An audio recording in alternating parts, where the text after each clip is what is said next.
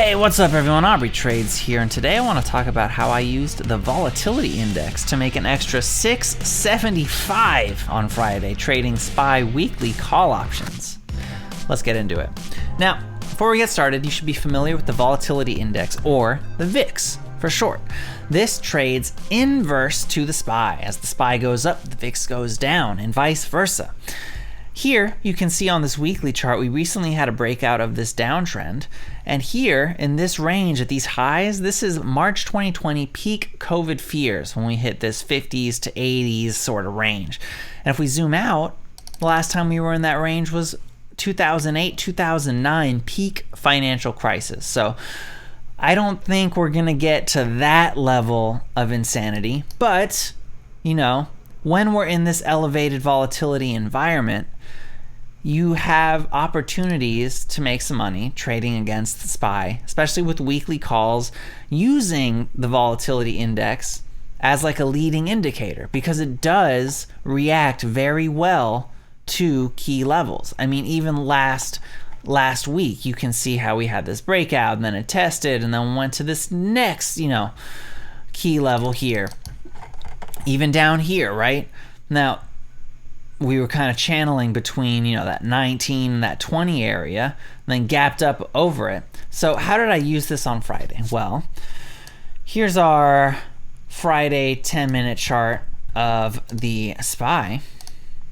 And I either would look to play right at the morning or right into the close.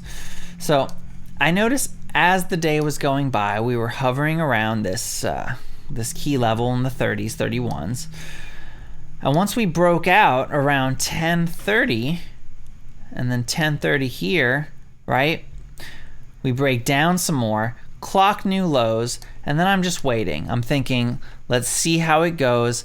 35 is our next key level for the VIX. I see us kind of hovering around, cross underneath the HMA. Here we have this indecision candle here at 12, right? So this is coming right into power hour. I love that. And this indecision candle is our low of the day, 448.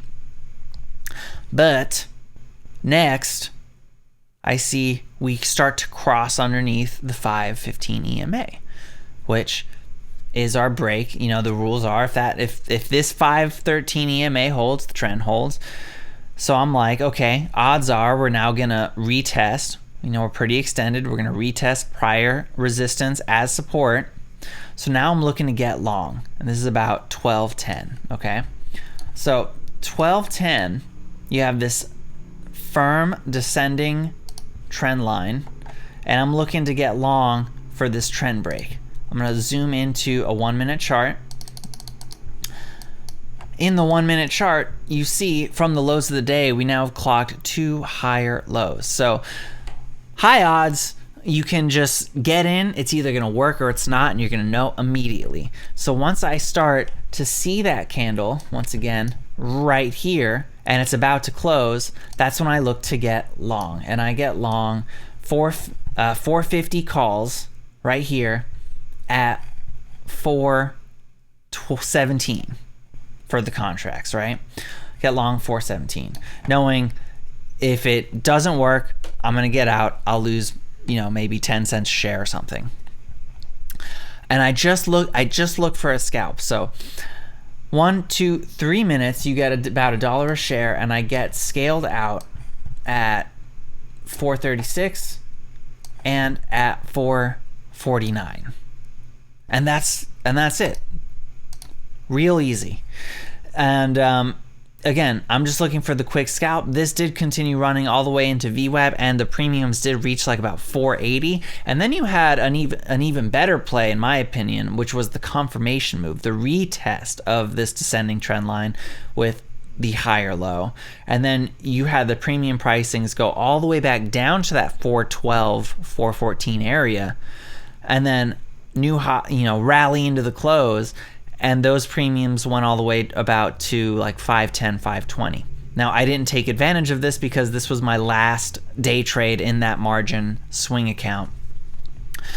So unfortunately, my hands are tied until next week when I can try and deploy this strategy again. Now, this is the same account that I use for the option swings you've heard me talk about in the past, but because we're in this volatile environment, now I'm looking to use some of those day trades playing these SPY options because of how it reacts to key levels. And that is a cool way that you can use the VIX to help plan some of these trades and grab nice moves, especially in these environments of higher volatility where you have much more range. I mean, if we go to the daily chart of the SPY, just look how much more range we have in these candles than we've traditionally had over here. I mean, the difference is pretty obvious, right?